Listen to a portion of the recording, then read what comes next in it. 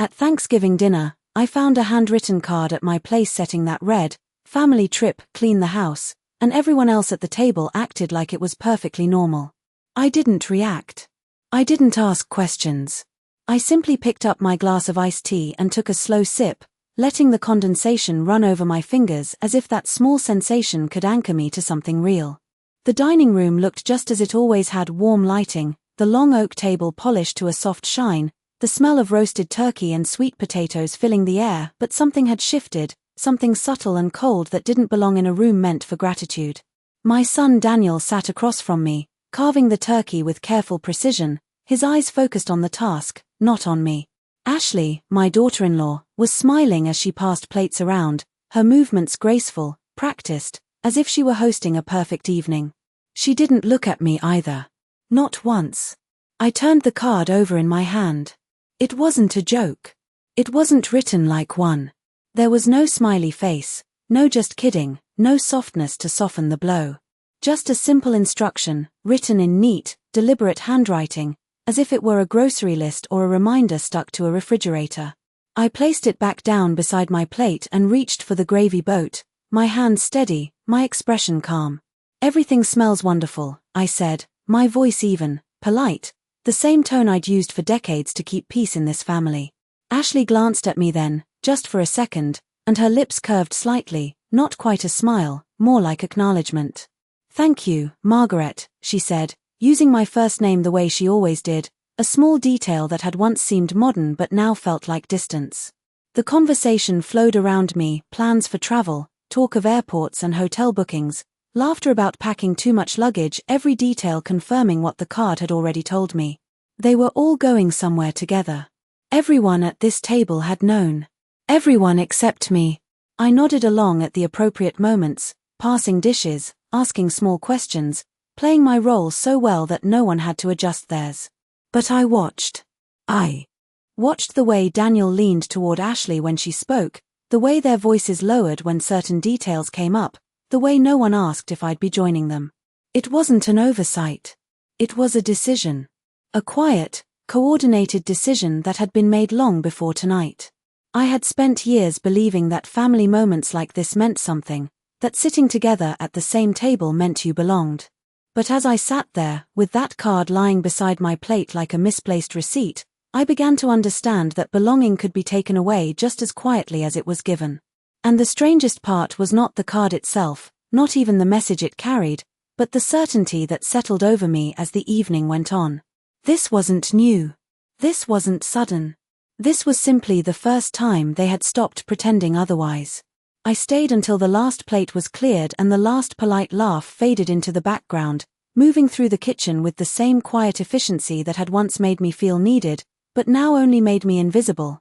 rinsing dishes under warm water while the others drifted back into the living room where the television hummed softly and their voices blended into a low, comfortable murmur that did not include me, and every now and then I caught fragments of their conversation, mentions of flight times and weather forecasts and a beach house with a view of the ocean, details shared openly now that the decision had already been made without me, as if my presence in the house no longer required consideration or even acknowledgement, and I dried my hands slowly on a linen towel, listening without appearing to listen, because I had learned over the years that silence revealed more than questions ever could, and when I stepped into the doorway of the living room, no one stopped talking. No one shifted uncomfortably, no one realized that I had not been part of the plan they were so casually discussing, and Ashley was sitting cross-legged on the couch, scrolling through her phone, her voice light and cheerful as she read out restaurant reservations and spa appointments, while Daniel nodded along, occasionally adding a comment, his tone relaxed in a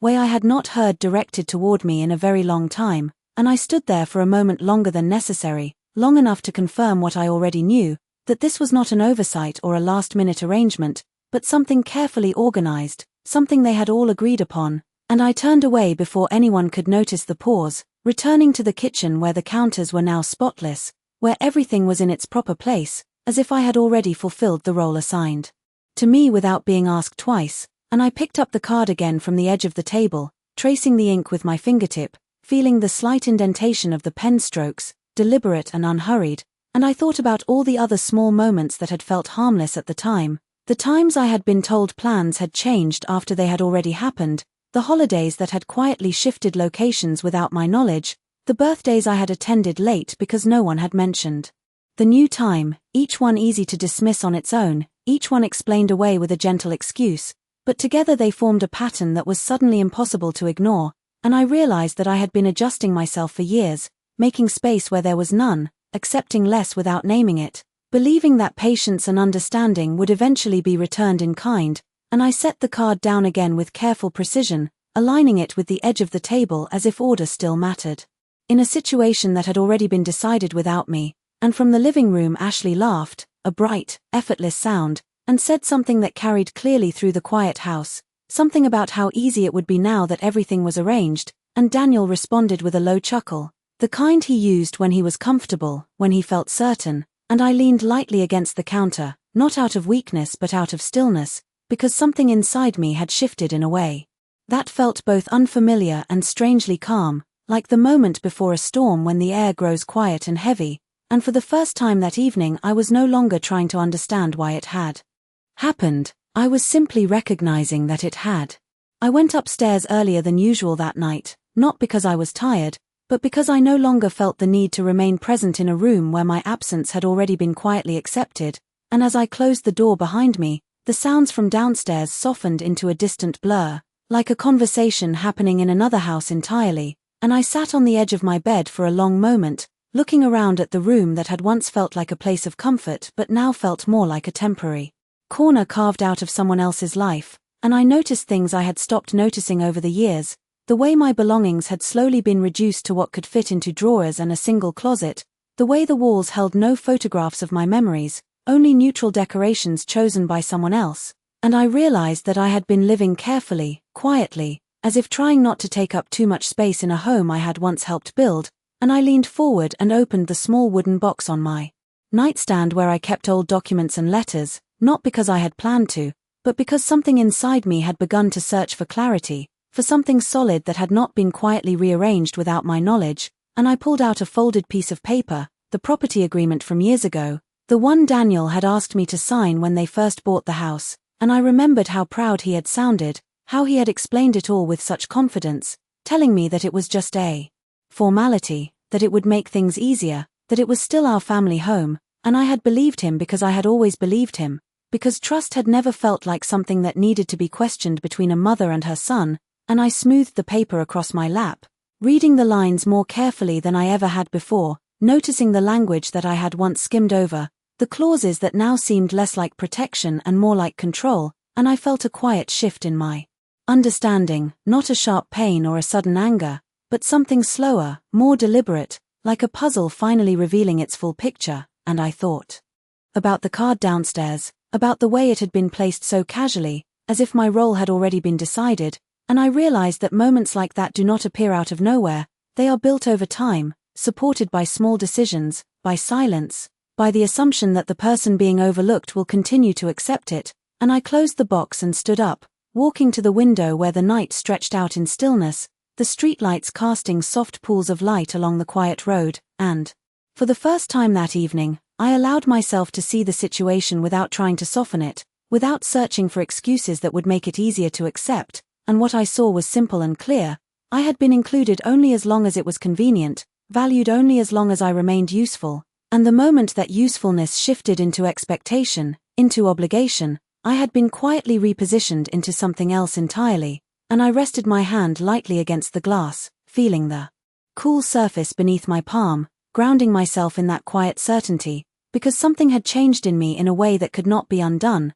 something that no longer asked for explanation or permission, and as the voices downstairs faded further into the background, I understood that whatever came next would not be decided at that table, and it would not be written on a card left beside my plate. The house was quiet by the time I turned off the light, but I did not sleep right away. Instead I lay there staring at the ceiling, letting the stillness settle into something steady and clear, and one by one, memories began to surface, not in a rush, but in a slow, deliberate sequence that felt less like remembering and more like understanding, and I saw myself standing in this same kitchen years ago when Daniel first brought Ashley home, how I had welcomed her without hesitation, how I had stepped aside in small ways to make room for her preferences, her routines, her sense of order, believing that this was what it meant to support a growing family, and I remembered the first holiday she hosted, how she had gently corrected the way I set the table, replacing my dishes with hers, rearranging everything with a polite smile that made it seem thoughtful rather than dismissive, and I had smiled back, telling myself that it was her home now too, that change was natural. And then there were the smaller moments that followed, the way decisions began to happen without me, conversations that paused when I entered the room, plans that were mentioned after they had already been made, each one easy to overlook on its own, each one wrapped in just enough kindness to avoid confrontation. And I had accepted them because it was easier to believe in harmony than to question what was quietly shifting beneath it, and I turned onto my side, pulling the blanket a little closer, not out of cold, but out of habit. And I remembered the afternoon Daniel had asked me about contributing to the down payment on the house, how he had explained that it would give us all stability, that we would share the space, that it would always be a family home, and I had agreed without hesitation, writing the check at the kitchen counter, feeling a sense of purpose in being able to help, and later, when they needed someone to watch the children,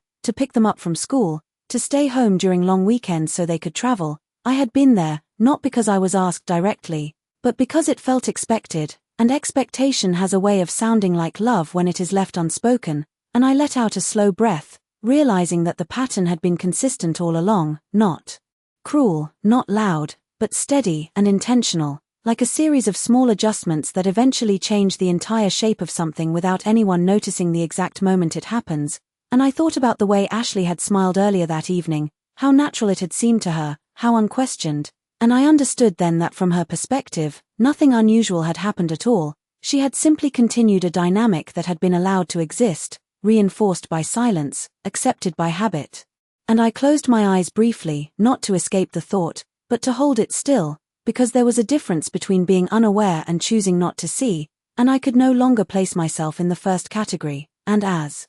I opened my eyes again to the quiet darkness of the room, I felt something settle into place inside me. Not anger, not even sadness, but a kind of clarity that does not ask for permission, a clarity that does not need to be shared to be real, and for the first time in a long while, I was not thinking about how to keep things together, I was thinking about what it would mean to finally step outside of what had been quietly built around me. The next morning arrived without ceremony, the house still carrying the faint scent of last night's dinner, as if nothing significant had happened, and I moved through the kitchen at my usual pace, brewing coffee, setting a single cup on the counter, listening to the quiet hum of the refrigerator and the distant ticking of the wall clock, sounds that felt steadier than anything that had been said the night before, and when Daniel came in, he greeted me with the same casual tone he always used, asking if there was any coffee left, as if the conversation from the evening before did not exist, as if the card had never been placed in front of me, and I nodded, sliding the pot toward him without a word,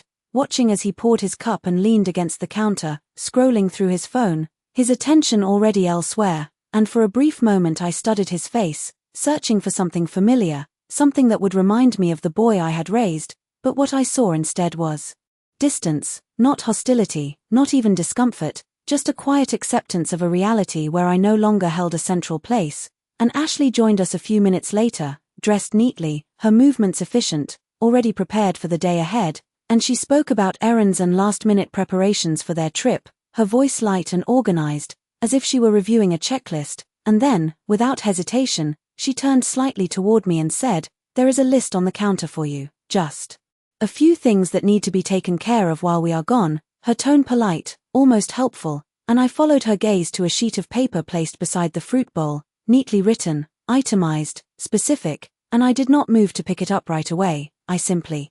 looked at it from where I stood, letting the moment settle fully, because there was no confusion anymore, no need to interpret tone or intention. Everything was clear in a way it had never been before, and I nodded once, not in agreement, but in acknowledgement, and turned back to my coffee, taking a slow sip, the warmth grounding, steady, real, and they continued their conversation as if everything had been understood, as if my silence had confirmed their expectations, and perhaps it had. Because silence can be mistaken for acceptance when it is given too often, and I finished my coffee and rinsed the cup, placing it carefully in the sink, my movements precise, controlled, and when I finally reached for the list, I did not read it immediately. I folded it once and set it aside, not with frustration, not with defiance, but with a calm certainty that felt new, something that did not rush or react, something that simply waited, and Ashley glanced at me briefly, perhaps expecting a question, a comment, a sign that I would follow the instructions she had left for me, but I offered none, and Daniel did not look up at all, and in that quiet exchange, or lack of one, something settled into place between us, something unspoken but unmistakable, and as they moved on with their morning, gathering keys, checking bags, discussing departure times, I remained exactly where I was, no longer adjusting myself to fit into their plans, no longer stepping forward to fill a role that had been assigned without my consent, and for the first time, the stillness I held was not passive, it was deliberate, it was chosen, and it carried with it a quiet understanding that whatever happened next would not come from their expectations, but from a decision I had already begun to make. They left just before noon, the sound of the front door closing followed by the quiet roll of suitcases over the driveway, and I stood by the kitchen window watching their car pull away without stepping outside to wave, not because I was upset, but because there was nothing left to perform, nothing left to maintain for the sake of appearances, and when the car disappeared at the end of the street, the house settled into a silence that felt different from before, not empty, but open, as if something that had been pressing in from all sides had finally lifted, and I turned away from the window and walked slowly through each room, not as someone passing through, but as someone seeing it clearly for the first time in years, noticing the arrangement of furniture, the placement of objects, the careful order that had been maintained, and I realized how much of it had been shaped around their lives, their routines, their preferences, while mine had been quietly reduced to whatever space remained, and I stepped into the living room and sat down, not in my usual chair, but in the center of the couch where Ashley often sat, letting myself feel the unfamiliar perspective, the shift in position, and for a moment I simply listened, to the absence of voices, to the stillness that no longer required me to respond, and then I stood up and went back to the kitchen where the list still rested on the counter, folded neatly where I had left it, and I picked it up, unfolding it slowly, reading each line without emotion, noting the details, the expectations, the assumption that my time and effort belonged to them without question, and when I finished, I did not react. I did not tear it up or set it aside in frustration, I simply placed it back down and reached for my phone, scrolling through my contacts until I found a name I had not called in a long time, and I hesitated for only a second. Before pressing dial, listening as the line rang, each tone steady and measured, and when the call connected, I spoke calmly, clearly, explaining that I needed to review some documents, that I wanted to understand my position, my rights, my options, and the voice on the other end responded with quiet professionalism, suggesting a time later that afternoon, and I agreed without needing to check my schedule, because for the first time in a long while, my time was entirely my own. And after the call ended, I set the phone down and walked upstairs, opening the closet and taking out a small suitcase, not hurriedly, not with urgency, but with intention, placing it on the bed and beginning to gather my things. One by one, not everything, only what mattered, only what belonged to me without question, and as I moved through the room, I felt no need to rush, no need to explain, because this was not an escape, it was a decision. One that had been forming quietly beneath the surface and had now reached a point where it could no longer be postponed, and when I finished, I closed the suitcase and sat beside it for a moment, looking around the room one last time, not with regret, but with clarity, understanding exactly what I was leaving behind and exactly what I was taking with me, and as the afternoon light shifted across the floor, I stood up, ready to step into something that, for the first time in years, did not depend on anyone else's expectations. The lawyer's office was quieter than I expected, the kind of quiet that felt deliberate, designed to give space for words that mattered, and I sat across from him with my hands folded neatly in my lap, the documents I had brought resting on the polished surface between us, and as he adjusted his glasses and began to read, I watched his expression carefully, not searching for reassurance, but for confirmation, something grounded in fact rather than assumption, and the minutes passed slowly, marked only by the soft turning of pages and the faint hum of a clock on the wall, and when he finally looked up, there was a subtle shift in his posture, a clarity in his tone that matched the feeling that had been growing inside me since the night before, and he explained it simply, without dramatics, without unnecessary detail, that my name was not only on the original agreement but tied to the structure of the ownership in a way that had never been fully altered, that the contributions I had made were not symbolic, not informal, but legally recognized, and as he spoke, each sentence settled into place with a quiet certainty, confirming what I had only begun to suspect, that the foundation of what they believed they controlled was not as secure as they thought, and I nodded once, absorbing the information without interruption, because this was not a moment for reaction, it was a moment for understanding, and when he asked what I wanted to do next, I did not answer immediately, not because I was unsure, but because I wanted the decision to be deliberate, not emotional, and I glanced down at the papers again, tracing the lines of text with my eyes, seeing them now not as complicated legal language but as something far more straightforward, a record of truth that had been overlooked, perhaps even forgotten, but never erased, and I realized then that everything had already shifted, not in the house I had left behind, not in the conversations that had taken place without me, but here, in this quiet office where facts existed independently of assumption, and I lifted my gaze and spoke calmly, outlining what I wanted, not with anger, not with urgency, but with a clarity that did not need to be raised to be heard, and the lawyer listened carefully, taking notes, asking precise questions, each one bringing the situation into sharper focus, and by the time we finished, there was a plan, not dramatic, not complicated, but effective, something that would not require confrontation, something that would simply realign what had been quietly distorted over time, and as I stood to leave, gathering my documents and placing them back into my bag, I felt a steadiness that had nothing to do with the outcome and everything to do with the process itself, the act of seeing clearly, of choosing deliberately, of no longer allowing silence to define the limits of my place, and when I stepped outside into the late afternoon light, the air felt different, not lighter, not heavier, just honest, and I paused for a moment on the sidewalk, looking out at the street, at the movement of cars and the rhythm of a world that continued without interruption, and I understood that what I was doing was not about taking something away, it was about restoring something that had been gradually set aside, and as I walked toward my car, the plan settled into me fully, not as an act of resistance, but as a simple correction, one that would unfold quietly, just as everything else had, but this time, on my terms. The following days moved with a quiet precision that surprised even me, each step unfolding exactly as planned without hesitation